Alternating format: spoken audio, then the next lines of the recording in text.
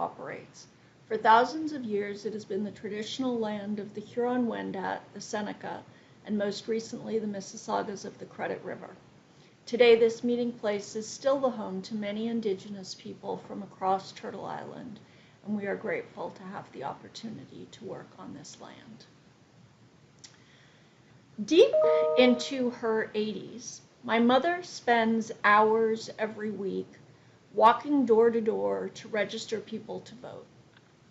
In the run-up to elections, she spends weeks campaigning for candidates she believes in. She goes to meetings, she organizes other volunteers, she writes letters, she paints signs and banners, and she makes phone calls, hundreds and hundreds of phone calls from a landline in her kitchen. And my mother was not always like this. First of all, she's English, so she could not vote in the United States until a few years ago when she decided, after living in the United States for almost 60 years, to become an American citizen. And second, she was not interested in politics. My mother enjoys things like gardening, and she's a painter. She paints mostly landscapes and still lifes. When I was growing up, I don't remember my parents ever having a conversation about politics, and especially not my mother, who never had any time for politics or politicians, especially not for politicians. But a few years ago, I called my mother one afternoon at about 4 o'clock just to say hi. And she told me that she'd just walked in the door. She'd been out all day registering voters in weather that was some nasty combination of rain and sleet. And she said she felt like she was coming down with something. At that point, my mother was just about 80 or 81. And I said to her, "Mom, I really don't think you should be doing this. You're too old to be out in this weather. You're going to get sick." And she said, "Well, Courtney," that's how she starts with me these days, like she's about to deliver the Sermon on the Mount. "Well, Courtney, I feel a responsibility to do my part. I've had a pretty good life, and the world we are leaving to our children and our grandchildren is not the same world that I got to live in, and I feel like I need to do my part to get things on the right track before I die." I've pretty much stopped offering my advice since that little speech. How can I tell my mother to stop doing what she's doing when she's busy trying to save the world? Obviously, I should just shut up and buy the woman a raincoat. My mother's engagement with the world of politics is driven by a sense of deep concern. She's worried about poverty and homelessness. She worries about people who don't have health care. She worries about immigrants trying to cross the border into the United States and the discrimination and violence they encounter. But most of all, she's worried about climate change and the environment. She's a gardener, so she's practically obsessed with the fate of pollinators. She once dressed as a bee to hand out flyers describing what people can do to protect bee and butterfly habitats. I wish I had a picture I could show you of my mother dressed as a bee. She single-handedly got her county, the government of her county, to stop mowing the medians and the verges of highways so that the flowers that grow wild in those places could sustain butterflies and bees. That was a multi-year project that involved a lot of letter writing and persistence in getting the ear of the people she had helped get into office. And she's horrified by what human beings have done to the planet. Hurricanes, floods, wildfires, these are all deeply upsetting to a lot of us, including my mother. She worries about heat waves and the death of coral reefs and the extinction of insect species. And it's that apocalyptic worldview that drives my she's now 86, my 86-year-old mother to spend a considerable amount of her time deeply engaged in political action. She's driven by a sense of urgency, a sense that she and her generation have a responsibility to leave the world at least as good as it was when they came into it. She's driven by a deep concern with what she sees around her. But she's also driven by political hope. And this is what I want to talk about today. She's out there day after day because she believes she can make a difference. She believes that if she gets enough people to care, if she registers enough people to vote, and if they elect the right candidates, that those elected representatives will make policy decisions that will reduce our dependence on fossil fuels and protect biodiversity and save old growth forests and the Amazon River basin and the Colorado River. She believes she can make a difference, and so she goes out almost every day and tries.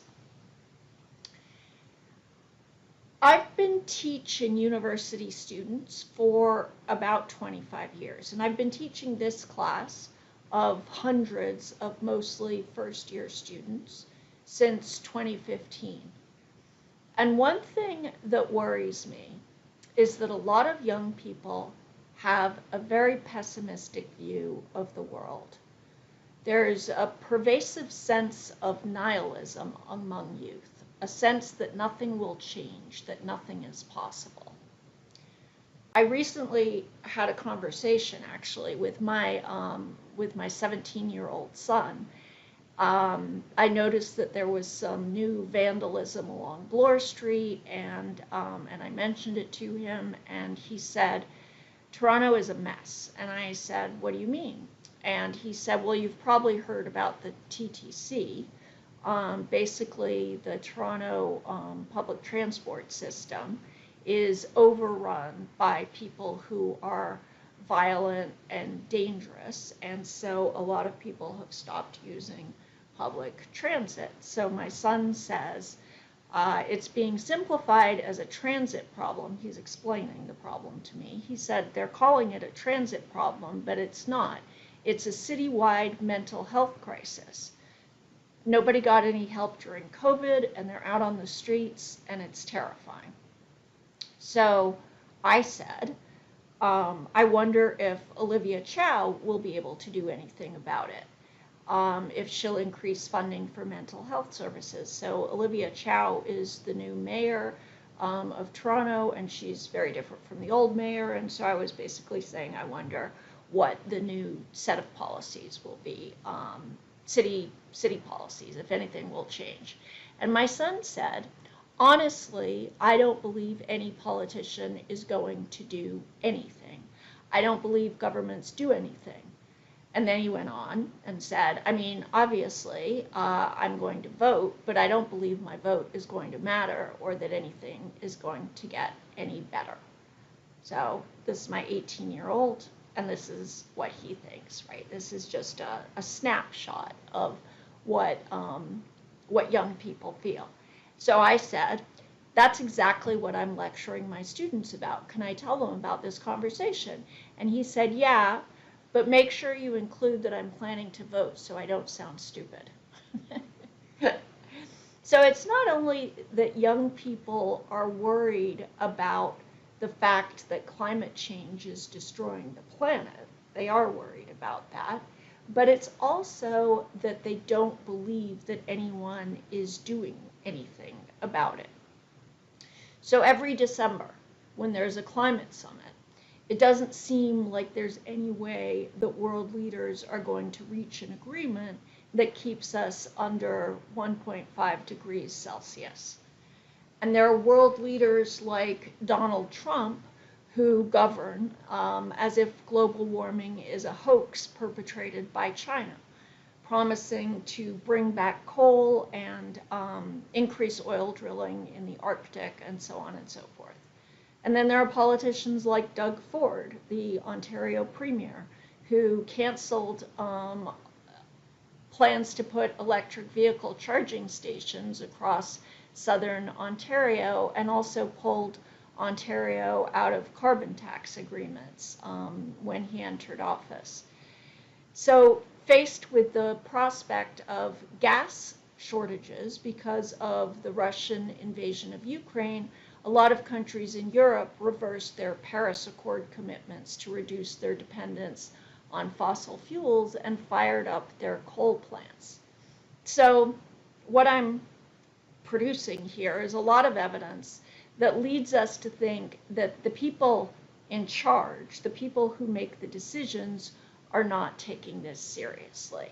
So while climate change is destroying the planet, it seems as if a lot of politicians and businessmen are focusing their attention on getting reelected and making money, or in places like Alberta and Texas and Saudi Arabia, on maintaining a lifestyle and a position of strategic power that depends on fossil fuel extraction.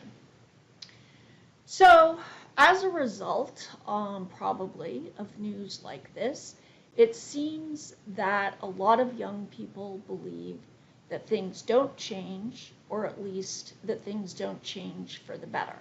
If things change at all, they get worse. They change for the worse. And this view of the world is reinforced by activists like Greta Thunberg, whose blah, blah, blah speech delivers exactly that message. So probably many of you have heard or seen this speech. She says, build back better, blah, blah, blah. Green economy, blah, blah, blah. Net zero by 2050, blah, blah, blah. Net zero, blah, blah, blah. Climate neutral, blah, blah, blah. And her point is that you've been talking about this, you world leaders, you've been talking about this for 30 years, and you've come up with these sound bites and slogans, but all the while things have just been getting worse. And obviously, the point of this type of speech is to deliver a sense of urgency, at least urgency, if not existential crisis, to world leaders. Wake up, focus on this, because if you don't focus on this, if you don't fix this, nothing else matters. And that's not a bad message to send. There's no question that more needs to be done to reduce greenhouse gas emissions sooner and faster than we are on track to do. But too often, that language of crisis is also a language of despair, of insistence that nothing has been done, and that everyone in a position to do anything is so consumed by greed and self-interest that they won't make the necessary changes. The Paris Agreement is too weak. The UN framework for negotiations is a failure. The commitments countries make are not binding. Rich countries don't follow through on their promises to finance the transition to green energy in poor countries. China continues to build coal plants. American presidents approve oil drilling ventures in Alaska. People in Alberta elect a premier who pledges to ramp up fossil fuel extraction and protect the fossil fuel industry, and on and on. And it's a very short step from that perspective to a sense of hopelessness, and an even shorter step from hopelessness to paralysis. People with no hope that things will change don't go out and make things change. Instead, they make choices that seem to adapt to the inevitable. For the first time ever, young people are reporting in large numbers that they will not have children because of global warming. So that's an adaptive strategy. And people who understand the severity and the existential implications of climate change, and who also believe that they're powerless to make a difference, those are the people who are most vulnerable to climate anxiety. Climate anxiety is a brand new mental health diagnosis. It didn't exist as recently as 5 years ago, and now it's not uncommon. Climate anxiety is what it sounds like: anxiety over the state of the planet, anxiety over the possibility that the world will end. It's kind of an existential worry that there is no future. And it's precisely at this time of apparent crisis and despair that we have an ethical obligation to practice political hope. So, what is political hope? It's a practical belief in the transformative possibilities of human agency. To understand hope, it could be useful to understand what hope is not. It is not the same as optimism. So optimism is more like a conviction that the future will necessarily be better than the present. It's certainty that things will improve, and that certainty can lead to inaction. So anyone who is certain that things will turn out okay, that better days are coming, that someone will figure out a solution to the world's problems, somebody like that who has that kind of optimism is very likely to do nothing to fix things, to contribute to making things better. So theorists of hope have called that orientation a moral holiday, a sort of complacency about one's own obligation to make a difference or to make the world a better place. And for similar reasons, hope is also not the same thing as a belief in progress, which is essentially a Western Enlightenment idea that's tied to the concept of development and the white savior impulse to improve. So a belief in progress can also rest in a sense of inevitability, of the inevitability that things will get better, that progress is the natural order of things. So that could also lead to this so-called moral holiday.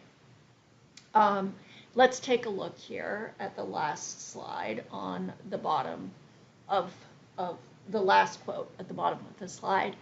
Hope does not afford moral holidays precisely because its justification is inseparable from the action it underwrites. Its justification is inseparable from the action it underwrites.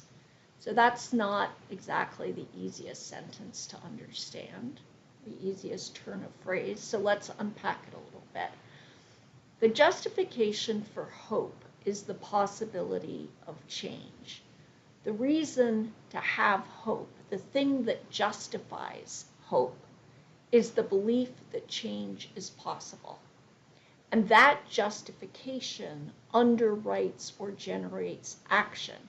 If you believe that change is possible, then people will act in order to generate or create that change. But you have to believe, in order to act to generate that change, you have to first believe that change is possible. So that's what's meant by the justification for hope is the possibility of change. Hope is not confidence that things will improve. Hope instead is characterized by uncertainty, haunted by the possibility of failure, working to overcome despair. This is from the reading on political hope. Similarly, Immanuel Kant describes hope as a practical orientation in thought that is necessary for concrete undertakings. In other words, hope is a precondition for agency. It's the belief that human action can matter, that we can make a difference, that the outcome is not certain. So what hope offers, simply put, is the possibility or the belief that different futures are possible. So the perspective perspective that nothing is being done, the belief that governments and corporations and global institutions are essentially on autopilot, set on a course that's not going to change, that is a short-sighted perspective. Or another way of putting it is that it's a perspective that can only be extrapolated from a pretty short historical vantage point. If you took the span of my lifetime, for example, you would see that things change all the time, and frequently they change for the better. When I was in my 20s, the Soviet Union collapsed and apartheid ended. In the early and mid-1980s, the possibility of either one of those things happening seemed very remote. Let's say 1985. It seemed very remote. Honestly, at that time, they seemed even less likely than reversing global warming seems today. And yet, by the beginning of the 1990s, both of those things had happened. And if you were to take the span of my mother's lifetime, you would, of course, see even more genuine transformation.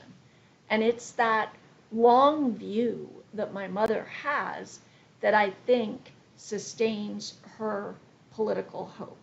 She has seen things change, and she believes that ordinary people have the power to make a difference. Not, by the way, that my mother thinks of herself as an ordinary person. My mother does not think of herself as an ordinary person at all. But what I am saying is that my mother and people her age have an advantage that young people don't have.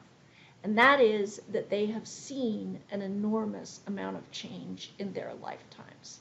And therefore, they assume that things will change, and they believe that they might change for the better. My mother was born in 1938 in England. She was born in the first year of World War II, and her father went off to the Navy, and she basically did not see him again until she was 8 years old. When she was born, King George was on the throne, and Great Britain was still a colonial power with colonies from Hong Kong and India to Rhodesia and the Gold Coast. Stalin was in power in Russia, and Hitler was in power in Germany. Most of Africa was colonized, and in Mexico, Frida Kahlo was having a love affair with Leon Trotsky. Since we lack the advantage of my mother's long perspective, my lecture today, the rest of the lecture, is going to be about good news, about things that have gone well or are going well, about political victories that mattered and made a difference, and that offer proof. Good news stories that offer proof that political hope is not foolish. So what I'm going to do in the rest of the lecture is offer examples or evidence that things can change, and that we have good reason to believe that change is possible. So I'm not just going to lecture you on the importance of hope for politics, but I'm also going to offer some reasons to develop and sustain political hope. And I'm going to start with a story about the Hudson River. So the Hudson River is 315 miles long. It starts in the Adirondack Mountains. It winds through eastern New York, and it hugs the west bank of Manhattan before it empties out into the Atlantic Ocean. And in the first half of the 1900s, hundreds of factories lined the river, spewing chemicals and waste into it without any thought at all.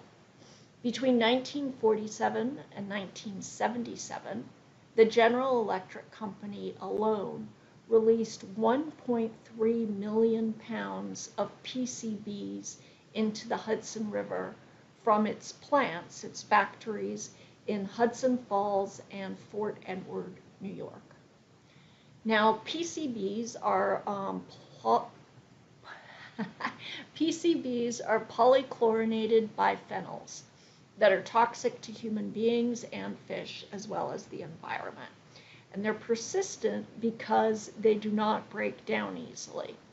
And they were once widely used in electrical appliances like televisions and refrigerators and capacitors. So General Motors automaking, so capacitors, that's one pollution problem. General Motors had an automaking factory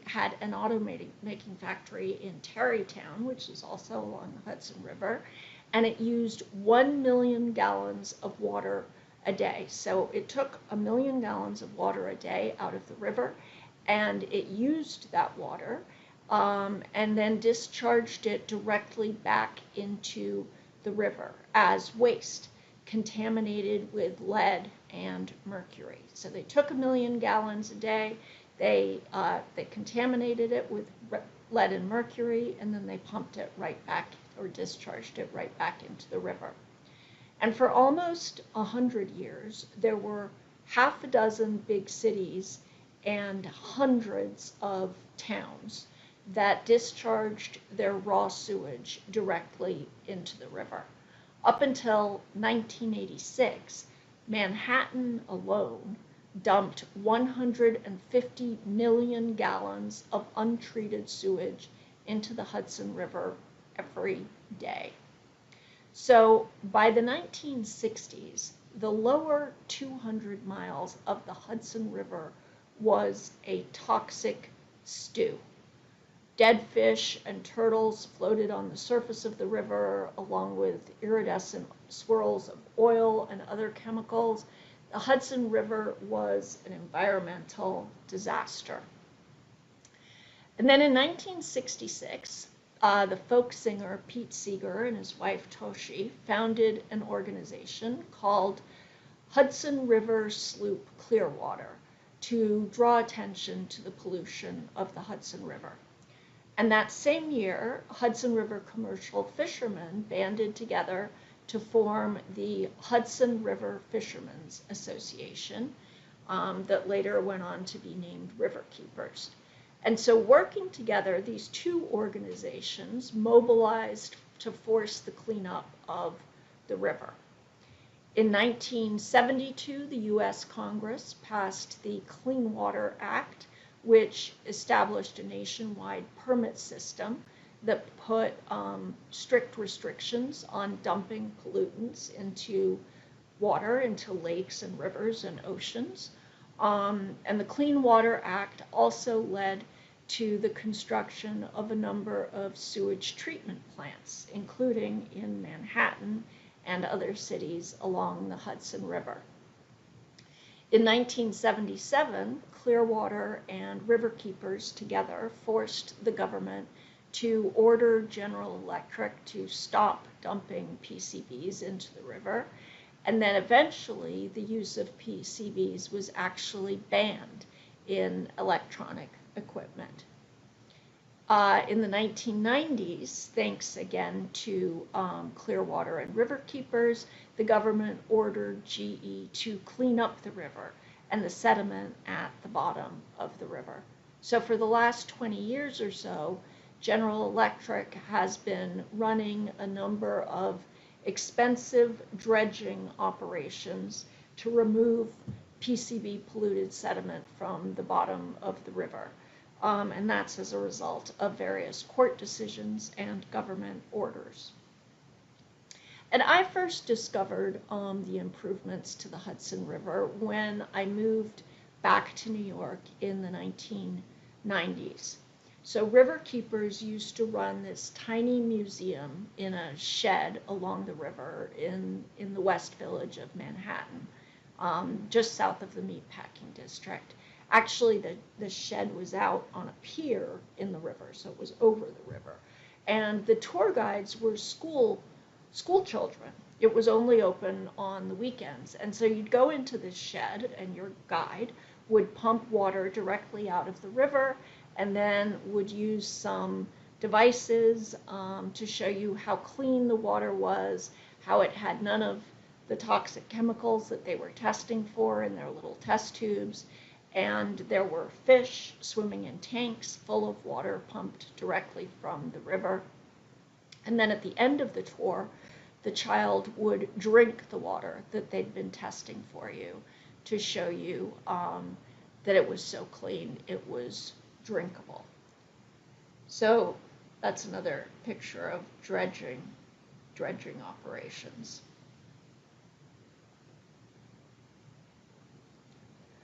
So these two organizations, Clearwater and Riverkeepers, along with others, continue to act as watchdogs to maintain the health and cleanliness of the Hudson River. So just a couple of years ago, the city of Newburgh, New York, which is on the river, initiated a $32 million project to upgrade its sewer system to prevent 56 million gallons of sewage from flowing into the Hudson River every year. So Riverkeepers has been very involved in developing the scope of that project, and the project is mostly funded by grants for environmental and clean water projects that are offered by the state of New York. So the story of how the Hudson River was cleaned up is a very long-term story. It's an account of the impact of political mobilization and pressure over the course of 60 years, from the 1960s until now. But there are a lot more recent stories. So here's one from 2022 and 2023, very recent. When Russia invaded Ukraine in February 22, one of the things that happened almost immediately was that European countries boycotted Russian products. And in particular, they stopped importing Russian gas.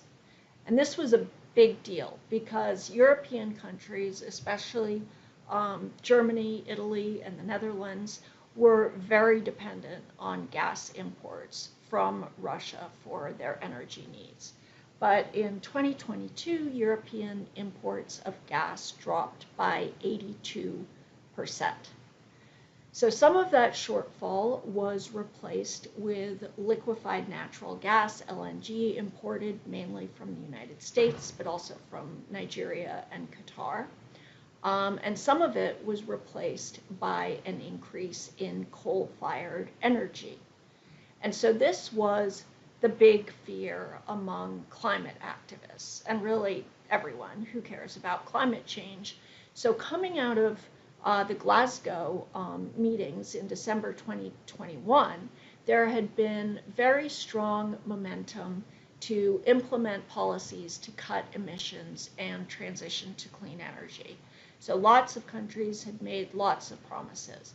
But then 2 months later, when Russia invaded Ukraine, all of a sudden we have a huge geopolitical and economic crisis on our hands, and immediate problems like sanctions against Russia that force countries to scramble to come up with alternative energy sources.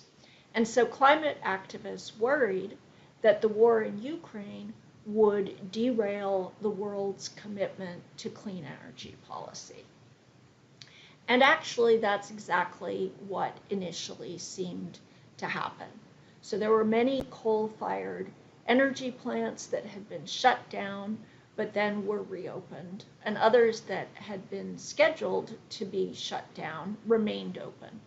And the thought was, essentially, we're going to have to fulfill our energy needs by going back to relying on coal. And so the fear of climate activists was that if countries go back to relying on coal, we're going to have to start all over again to get them, with getting them back to off of this cheap energy source. But in fact, the bigger story ended up being that sanctions against Russia actually jump-started and sped up Europe's transition to green energy. So in 2023, for the first time ever, wind and solar energy accounted for 27% of EU electricity production. Renewable energy, so including nuclear and hydroelectric power, produced 44% of Europe's electricity. So even though the use of coal went up slightly in 2022, it was not actually anywhere near as much as what people had feared.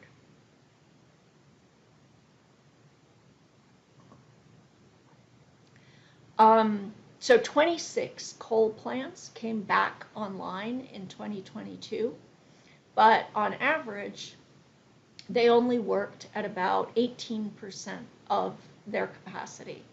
And 9 of those 26 did not go back into production at all.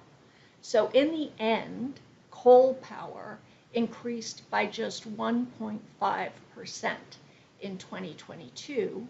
And in 2023, coal-generated electricity dropped by 26% to produce only 12% of the EU's electricity. And gas use, liquefied natural gas use, also declined by 15%. And all of this led to a 19% decrease in emissions. So part of this decrease in emissions, and this is also good news, part of this decrease in emissions was also caused by a 3.4% drop in electricity demand. So that means people, companies, factories, etc., used 3.4% less electricity in 2023 than they had in 2022. And actually, energy use had also declined between 2021 and 22. So for the last few years, the use of energy in the EU has been declining consistently, because people are conserving energy. So the reason this is important is because most of our stories about how we're going to reduce greenhouse gas emissions imagine that people's use of or consumption is going to remain the same. And what this shows is that under the right circumstances, consumption can drop. And the right circumstances are, some cases, shortages, but also price hikes. And that both of those things happened in Europe. So in other words, in Europe, in the last couple of years, in the last few years, we've had a 19% decrease in emissions that comes from an increase in the use of renewable energy, but also a decrease in consumption.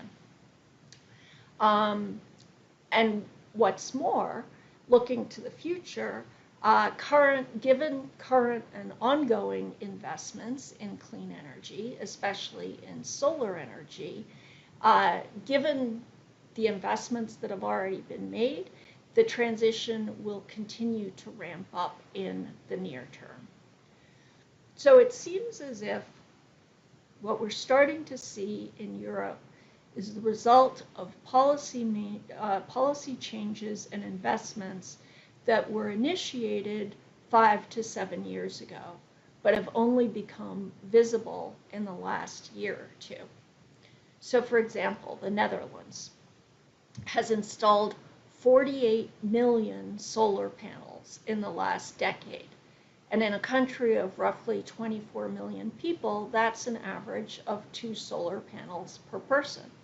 So almost half of the electricity produced in the Netherlands now comes from renewable energy. In 2023, power produced by renewable energy accounted for 57% of Greece's energy production. Norwegian power production is almost 100% from renewable sources, mostly from the 1,600 hydropower plants that are spread across the country. And part of the reason that we're seeing this fast movement toward renewable energy is that the price of wind and solar power has dropped significantly in the last decade. So in 2009, it was 223% more expensive to build a new solar farm than it was to build a new coal plant. But by 2019, 10 years later, that calculus had flipped. Energy from coal was now 177% more expensive than solar energy. And in that same time period, the price of electricity from solar dropped 89%, and the cost of wind energy dropped by 70%. So prices are really making a huge difference. Renewable energy used to be very expensive, and it's getting very cheap. There are also some important legal victories that are changing the landscape of climate change. In July 2021, a Dutch court ordered the oil company Royal Dutch Shell to cut its emissions by 45% by 2030. So a Dutch court ordered Royal Dutch Shell to cut its emissions. So that's a victory in itself, but it's also a really important legal precedent. So I think that this is the first case brought by climate activists against a multinational corporation. And so it paves the way for thousands more cases like it. So one of the lawyers for Friends of the Earth, which is the organization that brought the case, one of the lawyers said, "This is a turning point in history. This case is unique because it is the first time a judge has ordered a large polluting corporation to comply with the Paris Climate Agreement. This ruling may also have major consequences for other big polluters." So in other words, Shell argued, the lawyers for Shell argued that only governments have obligations under the Paris Agreement. But now that there's a precedent, there is very little doubt that other multinational corporations will be forced through legal decisions to reduce their emissions. And this is possible in part because of a new field of climate change scholarship that's called attribution science. And attribution science is literally about establishing how much emissions can be attributed to a particular country or industry or corporation. So in 2013, the Climate Majors report identified a group of corporations that they called the Climate Majors. It was 100 oil, coal, and gas producers that are collectively responsible for 71% of all industrial carbon emissions. So these include Shell, but also Exxon, British Petroleum, Chevron, and BHP. And once we have this report that identifies who is emitting carbon and in what amounts, that's when the litigation against the carbon majors started.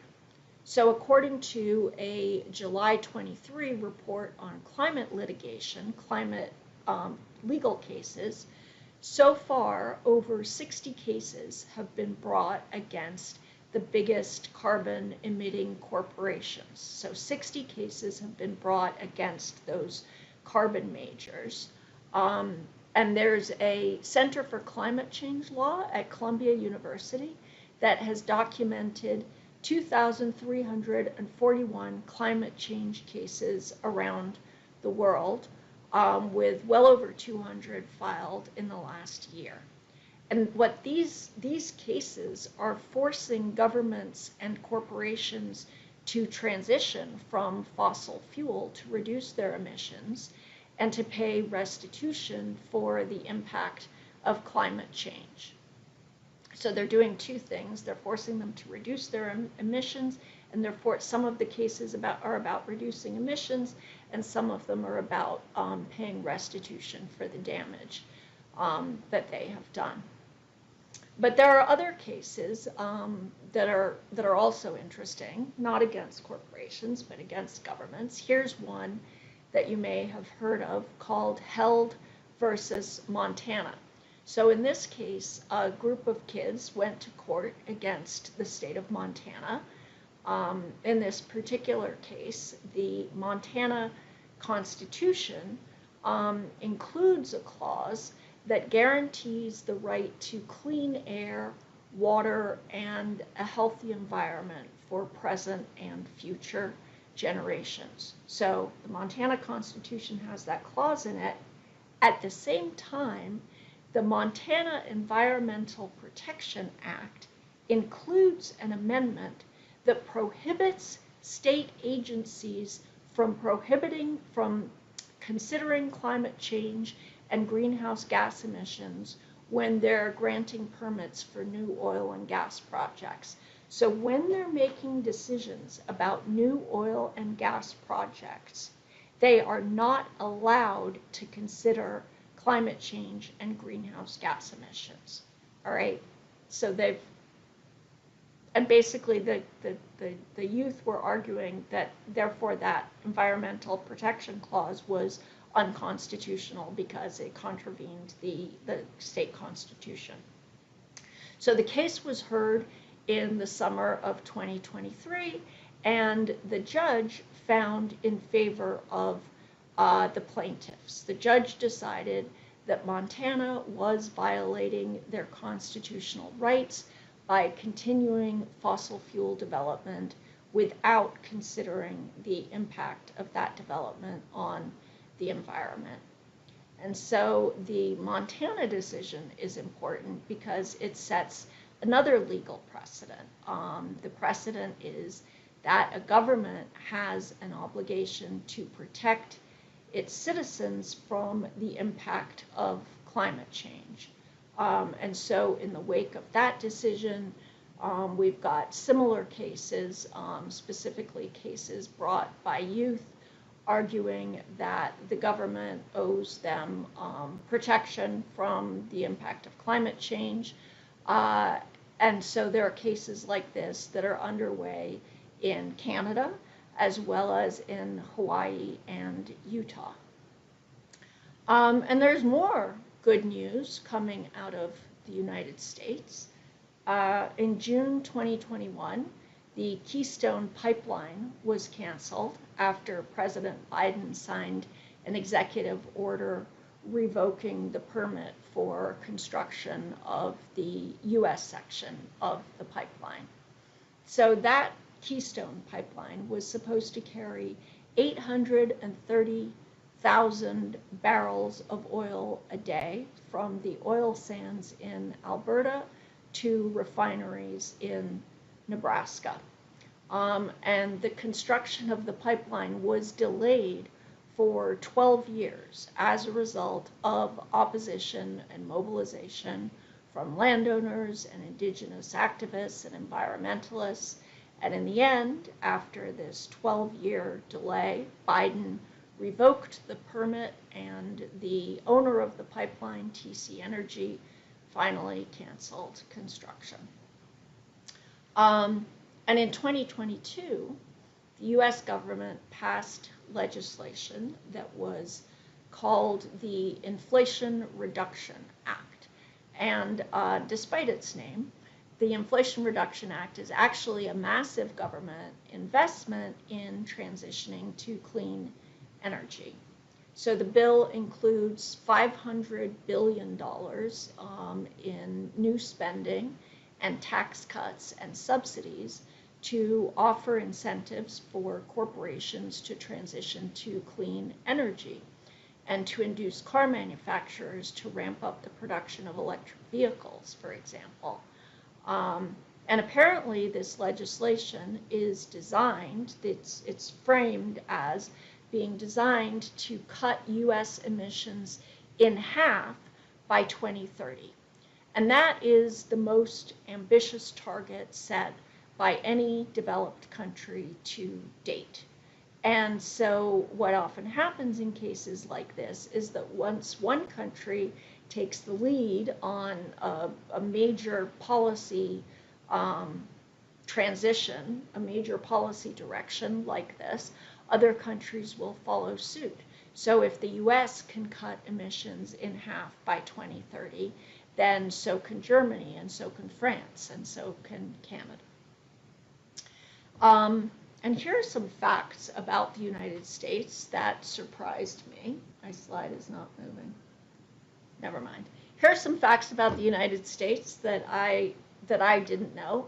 U.S. emissions peaked in 2005, which is more than 15 years ago, and they have already declined about 10% since then. In 2022, about 60% of U.S. electricity was generated by fossil fuels, including coal, gas, and petroleum.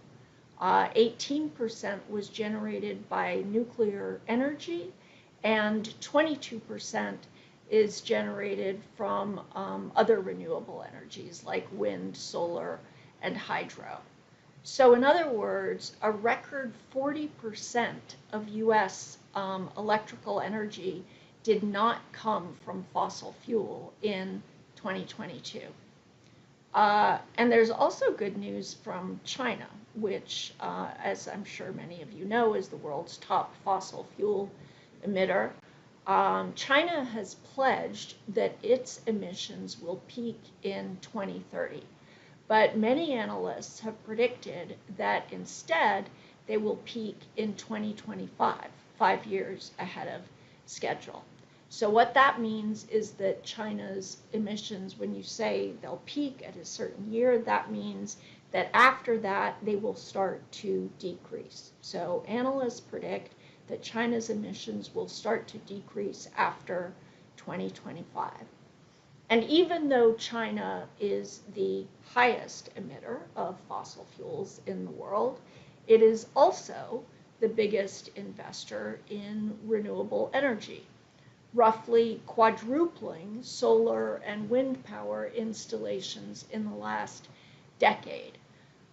Since 2000, the carbon intensity of the Chinese economy has dropped by about 40%.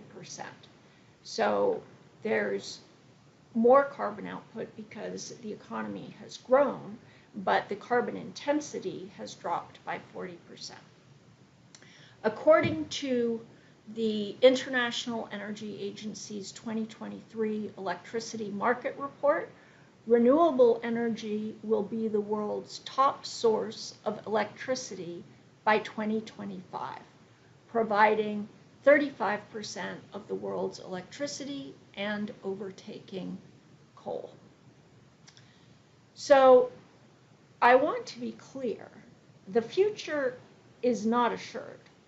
There is no guarantee that we can avoid the worst effects of climate change. The progress that we have made is absolutely not enough. But progress has been made. And the progress that has already been made is enough to offer us grounds for hope, for political hope, that more progress can be made, will be made in the future. So as Kant said, hope is the practical orientation in thought that is necessary for concrete undertakings. Hope is the practical orientation in thought that is necessary for concrete undertakings. And I'm giving you reason to have hope so that you can go out and get started on those concrete undertakings. Thank you very much.